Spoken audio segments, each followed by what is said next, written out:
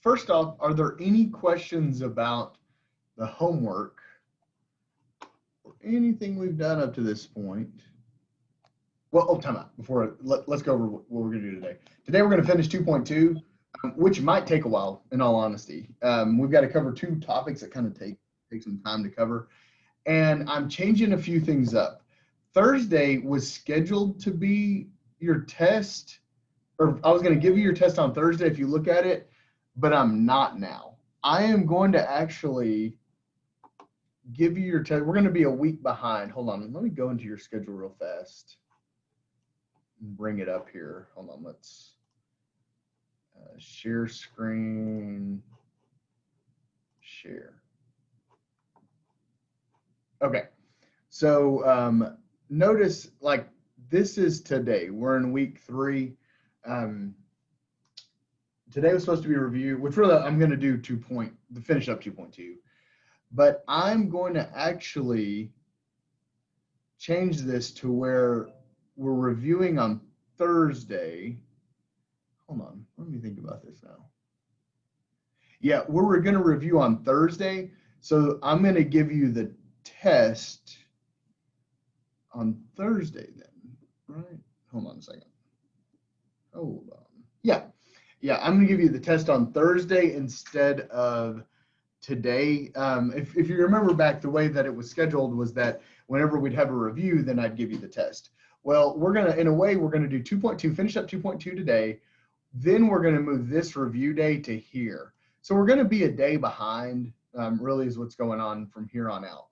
Now, I'll tell you, I'm not going to be here on Thursday. I'm going to put a lecture review in the Blackboard for you to watch, but I won't be there. I'll make sure to email everybody out. So I will be out on Thursday. I just won't have class. I have to deal with that. Okay, so we're going to finish up the lecture, or finish up really the content of the test today, and then I'm going to review on Thursday. But what I'll do is it'll be the video from Wednesday's class for the review. Okay, and then on Thursday after class, I'll have it open. The test will open up at like when does this class get out? 10:50. I'll have it open up at 11 o'clock. Okay, so Thursday the test will open. Let me write this down. The test is going to open at 11 a.m. on Thursday. Let's get back to stop sharing this. So test is going to open at 11 a.m. on Thursday. And remember, it's going to be open for 4 days. So it'll close Sunday at midnight. Okay. So a few things about the test. It's a multiple choice test. You're just going to take it like any other test. You've got 1 hour and 15 minutes to take it. Once you start taking it, you have to finish it. I'm assuming you're using your notes in your book because you're taking it at your house, and that's pretty much it. So, do you guys have any questions about this? So today I'm going to just finish 2.2. That's all I'm going to do today is finish 2.2. On Thursday, I'm going to put in a review for the test. And when I say review, it'll really just be whatever the other class asks, and it'll be kind of questions I would focus on from the homework. And then I'll open the test. You can take it whenever you want to, but you've got to get it done Sunday by midnight. So it'll automatically shut off Sunday at midnight. Okay? Questions? Comments, concerns? I don't know why that came out so confusing. But so what it does is it makes us a day behind on the schedule, which is good because it keeps us in line with the Monday, Wednesday class. So now, like, my Monday lecture will be the Tuesday lecture and so on. So any questions?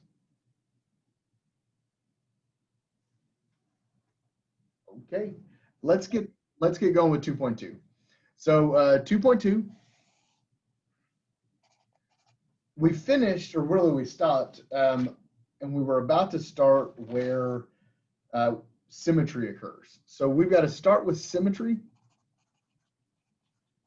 and then piecewise functions. And I'll tell you, piecewise functions are just thrown in there because there's just no other spot to put them. But symmetry is kind of neat. So there's two types of symmetry with functions. There's even and odd symmetry. First, let's talk about even symmetry. So even symmetry occurs around the y-axis. Okay, so if I wanted to look at a very basic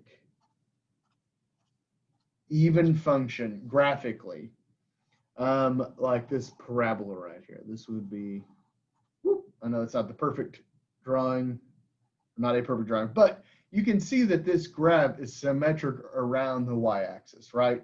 So visually, it's symmetric on the y-axis. This means that it's even, okay? That means that it's even. Now, what occurs equationally with even functions is that when you put in negative x, you get back the same exact function. So I'm going to write that, and then we're going to do an example of it. So what this means is if I have, let's say, f of negative x, it's going to equal f of x. Okay, f of negative x is going to equal negative x. So let me give you a very kind of basic even function. A basic even function would be, let's say, g of x equals 3x squared. This would be a nice basic function, even function. Look, the way you check that is by putting in this negative x. So I'm going to put in negative x to my function, and we'll see we get 3 times negative x squared, right? You square the negative x and you get the same exact thing back. Right? Negative x squared is just x squared. So look, these are the same exact thing. So therefore, g of negative x equals g of x. This means that this function is even, okay? This means that this function is even. If I graph this, it would be symmetric around the y-axis. And you're more than welcome to graph it, but if you graph it, it's symmetric around the y-axis. Okay, let's look at another one. Let's say I've got just another example. Man, this camera like zoomed out for some reason. Hold on. Or zoomed in, and I don't want it to be zoomed in. Let me see. Give me 2 seconds, guys. Hold on.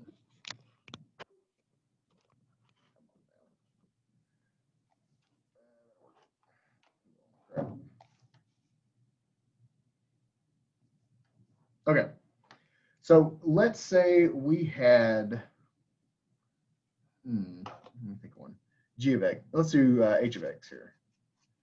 And h of x equals negative 2x to the 4th minus 3x squared plus 7. Okay, and I want to really test to see if this is even, and the other type of symmetry is odd. We'll get to that in a second. So I'm going to check to see if this is even or odd symmetric. So I'm going to plug in negative x. And if it comes back to the same function, I know that it's even. So I'm going to plug in negative x. Negative 2 times negative x to the 4th minus 3 times negative x squared plus 7, right? So negative x, since I'm raising it to the 4th power, it stays the exact same, right? It turns positive. Negative 2, because I'm raising it to the 2nd power, hence the even. That's where the even comes from. Stays the same. Lastly, we've got a plus 7. It stays the same. Hey, check this out. This is the same thing we started with, right? So even though we plugged in negative x, we got back the same thing. Therefore, h of negative x equals h of x. We have an even function. Okay, this is an even function. Okay, so now let's look at odd, and then we'll kind of combine them, okay? An odd function. This is symmetric around the origin, okay? It's symmetric around the origin. Now, what does that look like? If we draw a graph again, we've got x and y. You know, the origin's right there in the middle, right? So if we're going to be symmetric around the origin, we actually kind of have to think of moving it. We're symmetric around the kind of catty corner quadrants. So like if we had this graph here, if I wanted to make it symmetric around the origin, you kind of have to click this down to 2 quadrants, and then it looks like that. This would be symmetric around the origin, which means this is an odd function, right? This would be an odd function. So here's a graph of an odd function, okay? So let's look at what happens when we plug negative x in, because we're going to do the same thing. But instead of getting the exact same thing back, when we plug negative x into an odd function, it turns out it changes all of the signs in the function. So let me show you how to kind of check that. Let's say we had a g of x here, and it was 2x cubed minus 5x. Okay, 2x cubed minus 5x. And I wanted to check to see if this function was even or odd. So the way you do this is you plug in the negative x. We know if we get back the same exact thing, it's even. And we know now if we get back the same thing but all the signs are backwards, we know it's odd. So this is going to turn out to be odd. So let's see that. So I'm going to plug in negative x. And I get 2 times negative x cubed minus 5 times negative x. Okay? Now look, when you cube something, it keeps the negative sign because negative times a negative times a negative is just negative, right? And then same thing with just negative x, it keeps the sign, or it keeps the negative. So the way this looks now, if I wanted to clean it up, this stays negative, so I'm going to make that negative 2 negative. Negative 5 times negative x is just a positive 5x, right? Now my indicator here is that both of these terms change signs, right? 2x cubed turned to negative 2x cubed. Negative 5x turned to a positive 5x. This is the indicator that we have odd symmetry. Now watch, I'm going to take a negative out.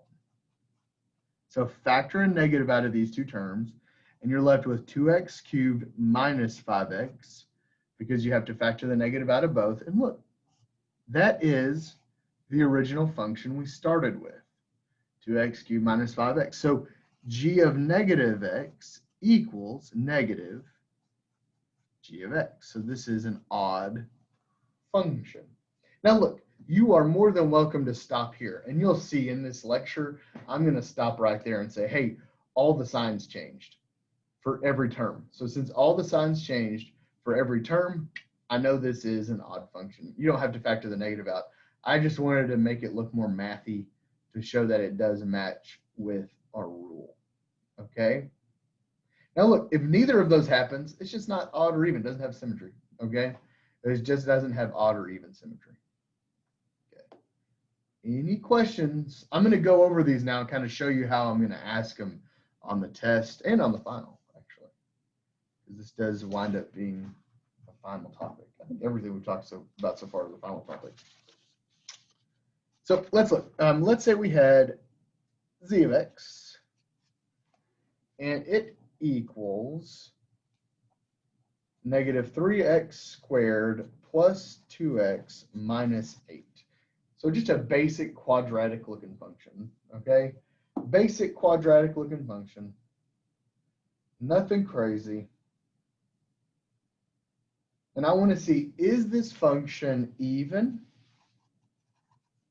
odd, or neither even or odd, okay? Even, odd, or neither. So the way you do this is you plug in negative x, right? We're going to plug negative x into this function. If we get back the same thing, it's even, right? If all the signs change, it's odd. And if we have a mixture of both, it's neither, okay? So let's plug negative x in. We get negative x squared plus 2 times negative x minus 8. Okay. Now, if we look at this one, the first term here, when you square the negative, it turns positive. So it just stays negative 3x squared. Right? Because negative x squared is just x squared. 2 and negative x, hey, that changes the sign. So we get minus 2x. So right away I can tell you we're neither, right? And then a minus 8. We're not even because this middle term changed signs, right? That's a minus, that's a plus. but then we're not odd because the outside terms didn't change signs. So we've got this mixture of changing signs and not changing signs. So therefore, this function is neither. It doesn't have symmetry, okay? Neither. Z of negative x doesn't equal, and if you want to make it mathy, Z of negative x does not equal Z of x to make it an even function, and it also does not equal negative Z of x. So therefore, it's not odd, okay? It doesn't equal either one of those. So therefore, it is neither. It's not even or odd, okay? Questions, now that I've gone over the three things that can happen, even, odd, or neither, any questions other than just give me a few more examples and I think I can kind of get this. It is kind of making sense to me. Let me steal one from the book. Let's see. Where is this in the book? I know it's in here. Oh yeah, here we go. This is on page 239. And I'm going to choose some even ones. Even numbers, not that they're even functions. Now I want you to try them. So let's do 24. You try 24. 24 states we've got f of x equals 2x squared plus x to the fourth plus 1. And it states determine whether each function is even, odd, or neither. I'm going to press pause real fast. Record. Okay.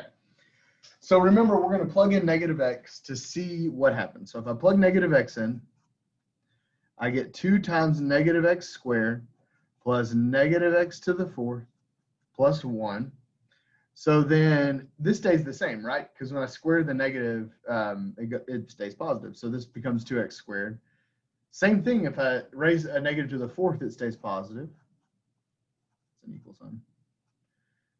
And then the 1 doesn't change. Hey, this is exactly the same as what we started with. So because it's the exact same, we have an even function, okay? Awesome. Okay, so for this part of the homework in 2.2, actually, let's finish up. Let's go to the next part. And then I'll give you the homework to finish out 2.2. So 2.2, now we're going to go over piecewise functions.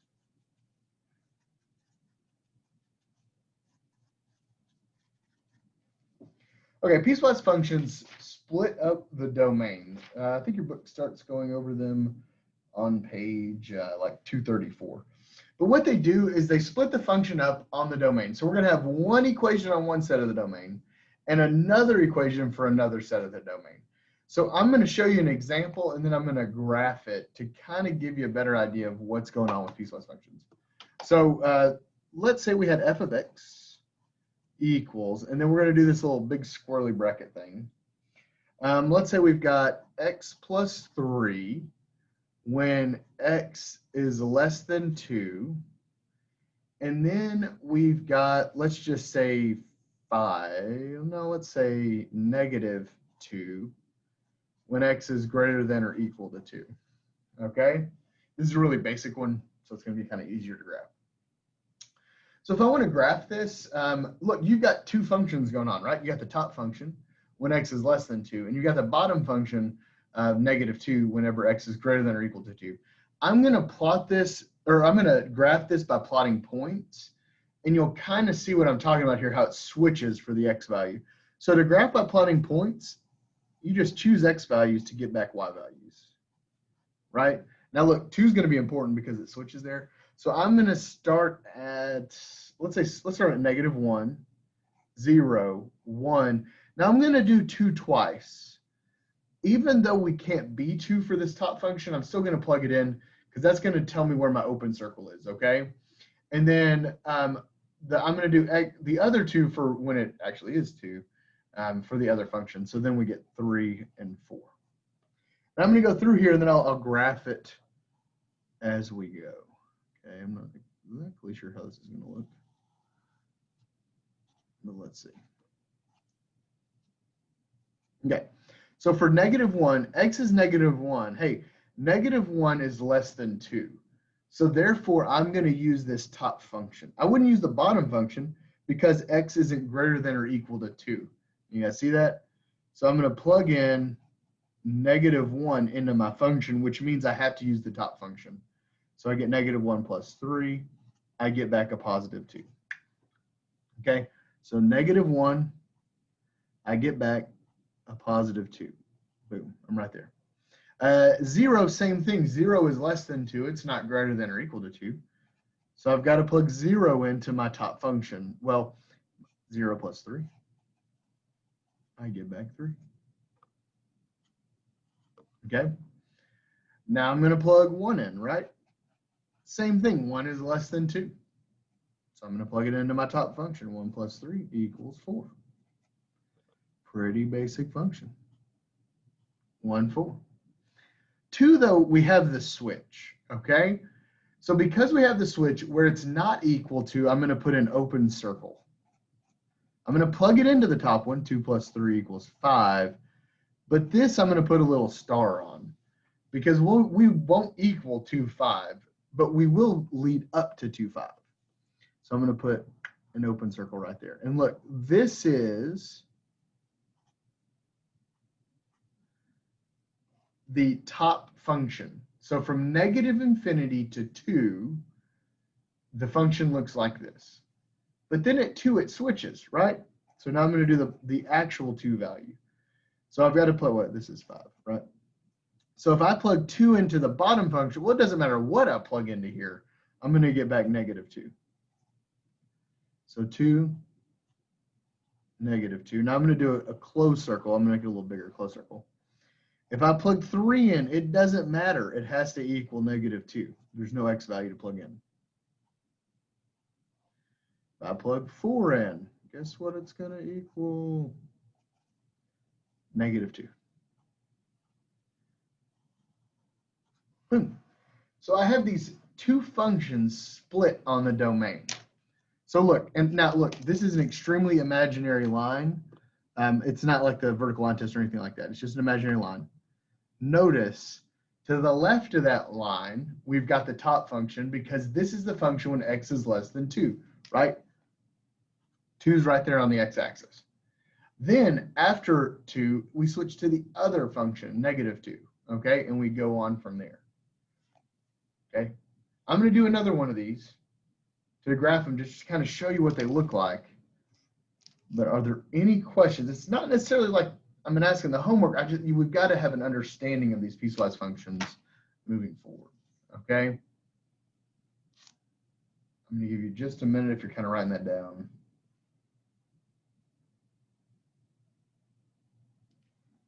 Okay. Boom. So let's do another one of these. And I'm going to steal it from the book because I'm lazy. Okay. Let's do one that's a little, your book doesn't go that crazy. Let's do 48 here. 48 says f of x equals, and it splits it up. It's x plus 2 when x is less than -3. And it's x minus 2 when x is greater than or equal to -3. This is 48. In your book, this is 48 on page 240, okay? So x plus 2, if x, and they put the little if some right there. X plus 2 if x is less than -3, and then x minus 2 if x is greater than -3. Okay, so I'm going to do the same exact thing just to show you what's going on. Right? I know we split at -3, so I'm going to make my points around -3 now. So I'm going to do, let's say, -6, -5, -4. Now, -3, again, I'm going to do twice because I need the open circle and the closed circle, okay? And then -2, -1, and let's go to 0. Okay. Now, in this case, we're really working with the left hand. See how x is going from -6 to 0? So we're really working on this side of the axes, right? let's see what happens. Before I make digits, I'm going to just see how big or small they are. So if I'm going to plug in -6, I'm going to choose the top function because -6 is less than -3. -6 is not greater than -3, right? So I'm going to choose the top function. I'd have -6 plus 2. That would leave me with -4. So -5, same thing. -5 is less than -3. So -5 plus 2, it gives me -3. -4, same thing, top equation, -4 plus 2, -2. Now, -3, this is when the switch happens. Now, this top one is going to be the closed circle because it's not equal, right? So -3 plus 2, that gives me -1, but that's going to be my star. I'll make sure when I graph this in a second, I'll make sure that's the open circle. But then it switches, right, to -3 on the bottom because we can equal -3 here. So that becomes -5. -2 is greater than -3. So -2 minus 2, that's -4. -1 is greater than -3. -1 minus 2, that's -3. And then f of 0. 0 is greater than -3, so 0 minus 2. This gives me -2. Okay, let's graph this. So look, I'm like all staying in this bottom left quadrant here. So let's see here, -6, 2, 3, 4, 5, 6. You go down to -5. So 1, 2, 3, 4, 5. Okay, I'm gonna use a different color to make it pop. So my first coordinate is -6, -4. That's about right there. Then I've got -5, -3. That's about right there. -4, -2, about right there. Now, this next one's going to be my open circle. -3, -1 is my open circle. And notice before this is just a straight line. That's all it is. Boom. Okay? And then after we switch, if you want to use a different color, you can. It doesn't matter. But it's all still the same function, okay? It's all still the same function. So when I switch, I go to -3, -5. -3, -5, which is right here. And I'm going to make that the closed circle. -2, -4. Oh, 1, 2, 3. Oh, crap. I should have done that one lower. Oh, this should be one more down. My bad, guys. And then -2, -3. That's only supposed to be here. And then 0, -2. This is a horrible graph because I messed it up. That dot should be one digit down. I apologize. Okay? But it looks something like this. It looks something like that. That's a horrible graph. Actually, it's just one digit off. If you just bring that and bring that one, you'll be fine. Okay. Questions, though, on how these look. So they're going to look like this. They're going to be gapped, right? There's going to be a gap. Hey, another question might state, though, what's the domain of this function? Remember, the domain are where all the x values exist. Now, let's think about this. This function goes forever to the left, right? And now you might tell me, hey, at -3, something goofy happens, but our x value exists at -3, right? It's greater than or equal to -3. So at -3, it does jump down, but it still exists. This function exists everywhere on the x-axis, okay?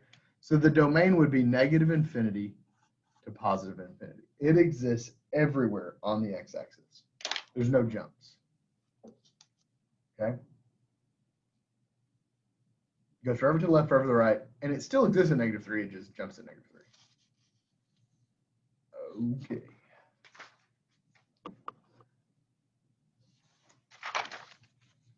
Let's look at another way this question is asked in the book. And this is more like on the test. You'll see one definitely like this. I'm going to steal it. Actually, let's make one of these up. Look, piecewise functions happen all the time in real life. This is a lot of billing is done as piecewise functions. So like unless you have like an unlimited plan on your cell phone, it is a piecewise function. And I kind of like using this example because we've dealt with it if you don't have unlimited. If you have unlimited, it doesn't matter. So let's say we don't have unlimited, which most of us do now at this point, but let's say we don't, and we wanted the cost of our bill. We'll use B of X, okay? Where X is going to equal gigs, and B of X is our bill from the data usage. So bill from the data usage, okay? And let's say we've got some plan, and this plan costs $40 if you stay under, let's say, 5 gigs. Okay, it's $40 if you stay under 5 gigs, but then it costs you an extra $10 per gig above 5. Okay, I have no idea what the rate is right now. This is just me making up an example. But this is definitely a piecewise function, because notice, when our X value, which is gigs, when it stays under 5, so under 5 gigs, we're $40, right? Let's say, yeah, under. Yeah, that's fine. And then above that, though, we're going to switch to 10 gigs, $10 per gig after. So it's splitting up the domain. So let's see if I'm not going to draw this one. It's just going to be the equations, okay? I know this is going to be $40. Now look, I know it says under 4 gigs, or 5 gigs, but even if I hit 5 gigs, it's still going to be $40. So $40 if X is less than or equal to 5, right? That's what this is saying. Look, I'm going to be $40. If you want to put the dollar sign, that's fine. Our function or our bill is going to be $40 if our gigs stay under $5 or equal to $5. But then we're doing $10 after that. So now I'm going to write this one a little different. You don't have to come up with the equation. I'll tell you what it is. Well, first off, we're going to have to pay the $40, right? And then we've got to pay $10 every gig above 5. So X minus 5, okay? And this is if X is greater than 5. Now, what is weird about this one is you wouldn't have a, what am I trying to say? You wouldn't have, the way these data plans work is you wouldn't have like half a gig. You know, if you get to like 5.2, it's going to charge you the whole gig. So this is a little weirder. We're going to stay with even number gigs or integer number gigs. Okay, so let's imagine if you're like completely lost at this point, let's just start here. So let's say I gave you this piecewise function, okay? And this is what it's going to look like. Let's say I gave you this piecewise function. And for A, I'm going to ask you, well, what if you only use 3 gigs?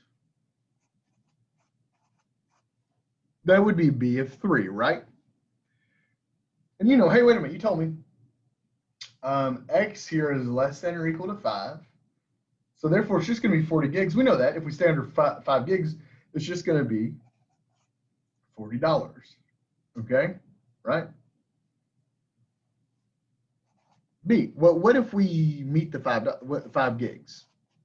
You know, we've got that thing where it just shuts off our data when it gets to 5, right? Well, same thing. X is still less than or equal to 5, so we're still at 40. Okay? But then, like over a weekend, you binge on Netflix, and you watch all of whatever show you like, and you look down and you didn't realize that your data was turned on still. Okay?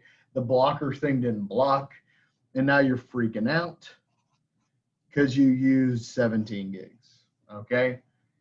But it was such a good show, whatever it is, okay? So now 17, though, is our X value. That X value is greater than 5, so I have to use this bottom function, right? It's not going to be 40 bucks. I went over 5, okay? So I'm going to use this bottom function now. 40 plus 10 times 17 minus 5. And I'm just going to work it out, right? 40 plus 10 times 17 minus 5 is what, 12? So this would be 40 plus 120. Ooh, this one's going to hurt. 160. So if you have one of these plans and you used 17 gigs 1 month, it's going to cost you $160. Okay? Questions, guys? Ask me. I will try to answer. Questions, questions, questions. I have a question. I'm listening. Wait, time out. I got to turn it up because I can barely hear you. What's up now? Did you go over the homework? Did I go over the homework? Mm-hmm. Who is this? CJ. Celeste. Celeste. Okay, Celeste. Yeah, I asked that at the beginning of the lecture. So you have to pop in at the beginning if you want to go over the homework. But I don't mind going over it. If you just hold up at the end of class, I've got a little bit of time. I can help you. Okay? Okay. So let's go on now to, let's go on to just another example. And I'm going to steal one from your book. Okay, let's steal one from the book. Let's say we've got, this is number 42. We haven't done one like this, so 42. We got h of x equals, we've got x squared minus 25 over x minus 5. That's one of the functions. Now, that's if x doesn't equal 5. We're going to use that function if x doesn't equal 5. If x does equal 5, we got to extend the squarely bracket. It's going to be 10. Okay? And your book gives you a few examples here. A, h of 7. B, h of 0. And C, we've got h of 5. Okay? So I'm going to hit pause here, and I want you to try this one. Okay. So h of 7. Now look, 7 is not 5, right? So therefore, I'm going to use this top function. 7 doesn't equal 5, so I can't say it's just 10. So I've got to plug it into this top function. So 7 squared minus 25 over 7 minus 5. So this is going to be 49 minus 25 over 2. What's 49 minus 25? 24 over 2. So that winds up, that's not 24, is it? Yeah, it is. That just winds up being 12, okay? So now to the second one, h of 0. Well, 0 isn't 5, so I've got to use this one, right? Can't use this one. 0 doesn't equal 5. So I get 0 squared minus 25 over 0 minus 5. So I get negative 25 over negative 5. That leaves me with a positive 5, right? Because negative divided by negative is positive. We are good to go. And then 5. Now, 5 is different. I can't plug 5 into this one because x can't be 5, right? 5 doesn't equal 5 is not a true statement. 5 does equal 5. So I have to use the bottom function, which is just 10. Well, that's kind of easy, okay? Any questions? Okay, so that's the last two parts. So Celeste, I know you came in late, but at first we talked about even and odd functions and then piecewise functions. So the even odd functions for homework, this is on page 239. You need to do 17 through 27. These are all odd. If you want to do the even, that's fine. And then also 37. Hold on. Yeah, 37 through 41. You don't have to do the graphing the domain stuff. That's not going to be on the final or the test. So I'm not worried about that, but I need to go over it when I went over piecewise functions. So homework, page 239, it's really completing the homework from 2.2. Okay, Celeste. Questions from homework. We can go over those now. What's up?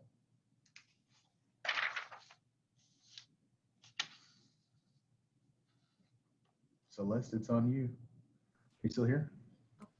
Yeah. Okay.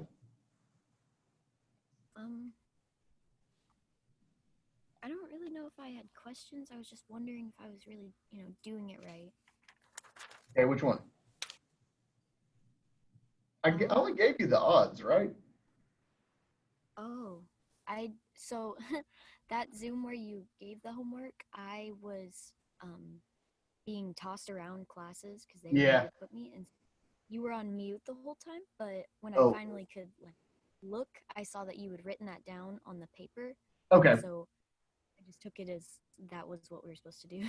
Yeah, yeah, no. Just do the odds. Just do the odds. Were your Okay. odd answers lining up with the back of the book? I actually don't have the book. Oh I no. took pictures. Yeah, they are really messing with my classes right now. They should have it. They should have the book at the high school. Yeah, I think they ran out Okay, because well, hold on. Stay on after, but do you have any questions from the homework? And I'll talk to you, but hold on. Like, give me an example that you're talking about, because I'm sure everybody could benefit from this. Oh, okay. And it's a good review. Like, whatever you're about to ask me would be a good review for the test. I'm not getting the ones with the radical signs. Oh, we're talking about which ones are you talking about? So like on number 17. What do you know what page that's on, Celeste? Um, Or what section? I don't. Okay, well, Everything. yeah, 2.117 isn't a. They're the ones where finding domain, and so it was like one side would have this bracket, and then the other one would have like a parenthesis for the answer. But like the questions came with radicals over them. I'm not sure Okay, about so those. you're talking about 2.6. Yeah, okay. Hold on. No, that's a good question. 2.6. There it is. Number 17. Perfect. Yeah, this is a great question, and there will be one just like it on the test. Okay. 2.6 was finding domain of function, finding domains of functions, right? Function equations. Function equations. So let's look at one. Yeah, 17 is perfect. So if we had f of x equals the square root of x minus 3. Now look, here's what we have. We have a red flag, right? The red flag is that we have a radical. If we have a radical, we have whatever's underneath this radical has to be positive or 0, okay? So what this means is that x minus 3 has to be greater than or equal to 0, right? So x minus 3 has to be, now, when I say radical, it's got to be even, right? It has to be a square root. I don't think your book threw in a cube root or anything. It's not trying to trick you. But if it was a cube root, we would have just all real number domains. So if I solve for this, I add 3 on both sides, and I get x is greater than or equal to positive 3. Now, if I want to notate that in interval notation, what that means is that the smallest my x value can be is 3. So I'm going to use a bracket because it includes it. It's got that equal sign. So it gets the bracket. And then the largest my x can be is infinity, right? Because x is greater than or equal to 3. So it's going to go from 3 to infinity. It includes the 3. That's why it has the bracket. Infinities always get parentheses. Does that help? Yes, sir. What about the ones? It's like a fraction Yeah. instead of like a radical. Yeah. And then Okay. I'm going to tell you, Celeste, go back and watch the lecture that's titled like 2.1, 2.6. No, I think it was it was the last lecture from Thursday that I put in there. It was 2.6, 2.2, because I go over this at the very beginning. But I don't mind going over it now, but it goes over it more in depth in that lecture. Okay. So let's say I've got g of x equals, I'm going to steal just number 3 here, x over x minus 4. This is the other red flag, though. So this is the other red flag because we have an x value in the denominator. But what's different is it could create a restriction.